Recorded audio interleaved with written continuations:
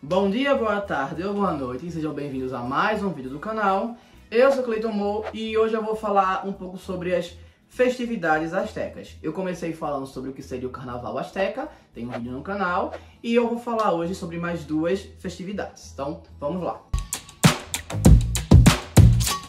Bem, é o seguinte, primeiramente eu vou falar, vou dar uma lembrada aqui, que os astecas dividiam o ano em 365 dias, sendo 18 meses de 20 dias, e 5 dias nulos. Para todos os meses tinha festa. Era um povo que adorava fazer festa, E eles tinham um calendário que eles chamavam calendário das festividades, que é o Xiuhpohualli, e eles tinham todo um cronograma para se seguir, todo direitinho, bonitinho. Muitas das festividades não eram bonitinhas, mas vamos lá. A primeira delas, que acontecia de 12 de fevereiro a 3 de março, que era dentro desse mês, é o Atlacowalco. Ela era o da carência das águas. Como é um mês que lá na região onde os astecas ocupavam era seco, eles faziam essa festividade em devoção principalmente a Tlaloc, Tichaltiyutecuhtli, a irmã ou esposa dele, aos Tlalocs, que são os anõezinhos lá que ajudavam a Tlaloc, com a chuva, e também às vezes eles associavam algumas outras divindades. E o que eles faziam? Bem, gente, não é um negócio bonito não, tá? E mais uma vez eu gosto de falar sempre que o conhecimento, discernimento, a interpretação, às vezes gente ruim no poder, ou a coerência, sei lá, fica faltando alguma coisa ou pende para um lado só e fica estranho. E mais uma vez lembrando que os astecas não eram os únicos povos que faziam sacrifícios, tá bom? A gente lembra, a gente sabe que europeus também faziam e asiáticos também faziam, polinésios faziam, enfim, vários outros povos faziam. Mas enfim. Nesse caso, o que é que eles faziam? Eu tô até com vergonha de falar. Eles pegavam liteiras e decoravam com flores, folhas, plumagens, assim, das aves que eles tinham lá. E tal, que bonitinho, Só que aí eles botavam crianças dentro e levavam para serem sacrificadas. Eu não ouvi o que eu ouvi? E assim, quanto mais as crianças choravam enquanto elas iam ser sacrificadas, melhor eles achavam. Porque as lágrimas delas representavam o tempo de chuva. Então, quanto mais elas chorassem ao sacrifício, melhor seria para eles. Eu fico pensando o que essas crianças sentiam nesse momento. Na realidade, eu acredito que ninguém no sacrifício em si, a não ser uma pessoa realmente completamente ludibriada com a situação, realmente muito crente disso, achava bom. Mas existem alguns relatos de alguns frades que anotaram os códices, que tinham pessoas que choravam realmente e que tinham, ou seja, tinham uma consciência que, tipo, é pra fazer, mas eu não queria morrer agora, eu não queria morrer dessa forma, ou alguma coisa desse tipo. E com o passar desse tema, vocês vão ver que isso é recorrente. Crianças também, dependendo da idade, elas também não tinham essa ilusão tão grande quanto os adultos tinham. Então, também era óbvio que elas iriam chorar em algum momento, Então, era meio tenebroso e eles eram levados para a pedra de sacrifício para serem sacrificados. Mas, assim, os pais tinham o consolo daquilo que eu falei em outro vídeo sobre os paraísos. Porque essas crianças que eram mortas dessa forma, elas iam automaticamente para o Tlalocan, que é a morada de Tlaloc.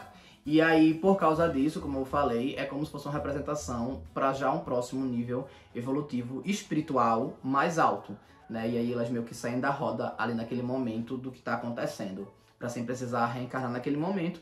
E aí para eles era como se fosse realmente uma grande recompensa. Então os pais entregavam as crianças para esse tipo de coisa, meu Deus. E para poder fazer esse sacrifício em prol da sociedade, do povo deles, como também em prol das próprias crianças. Eu não consigo aceitar isso de forma legal, de jeito maneira. Quer dizer, aceitável, Aceitar de forma razoável. Não dá. Legal é impossível, Mas assim, nem razoável fica assim... não, pelo amor de Deus. Mas vamos para a segunda festa no segundo mês.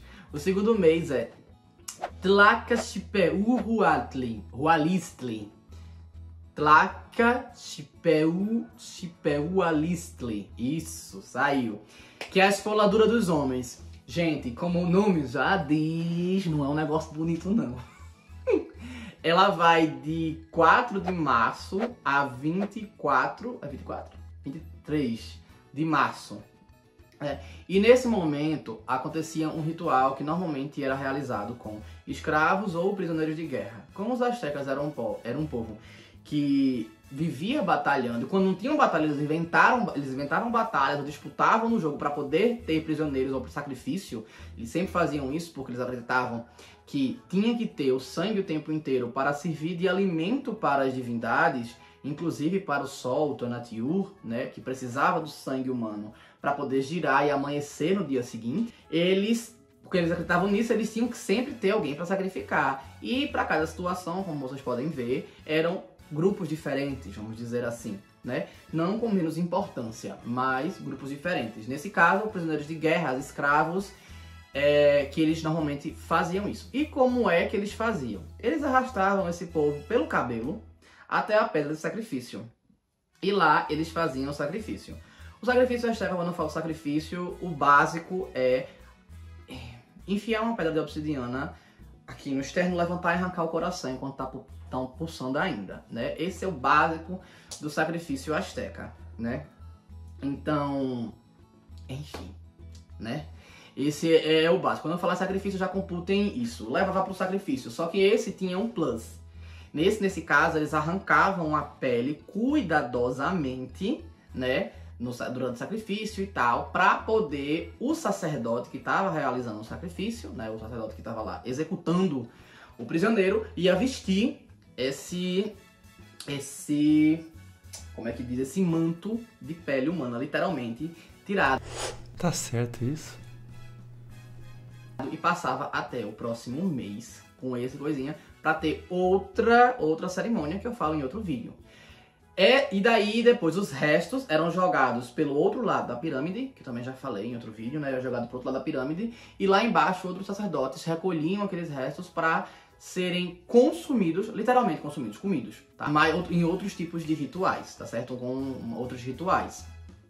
Esse sacrifício era colocado para Xipetotec, que é o deus esfolado, que é esfolado que ele não tem a pele humana, então por isso que faz a associação de usar a pele humana, né?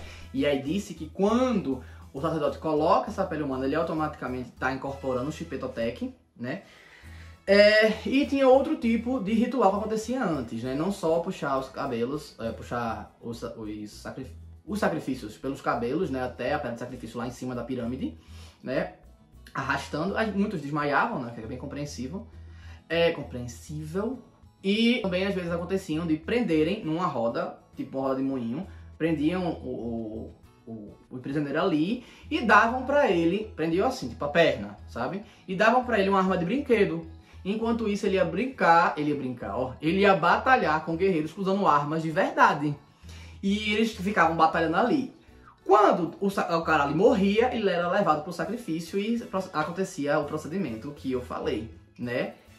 Se o cara sobrevivesse, né, numa atitude dessa que era quase impossível, era tido como se as divindades estivessem abençoando ele, que ele não precisava ser sacrificado, que ele estava isento daquela obrigação. Então tá bom. Disse que corriam os boatos que alguns já saíram vivos, pouquíssimos, mas que alguns já saíram vivos ali daquela situação. Talvez até a história de algum herói, alguma lenda, alguma coisa assim, que acabou se perdendo nos códices quando os espanhóis tocaram fogo nos códices astecas, né? Mas, enfim. E essa é a segunda festividade, que está no segundo mês. Os outros meses eu vou falando em outros vídeos. Eu espero que tenham gostado, apesar de ser muito pesado. E mais uma vez, antes de julgar, pensem nos outros povos também, tá? Eu sei que... Eu prefiro pensar assim, eu julgo todos igualmente. Eu estou ali pensando, não precisava disso, galera. Não faz, tá errado, tá muito errado isso.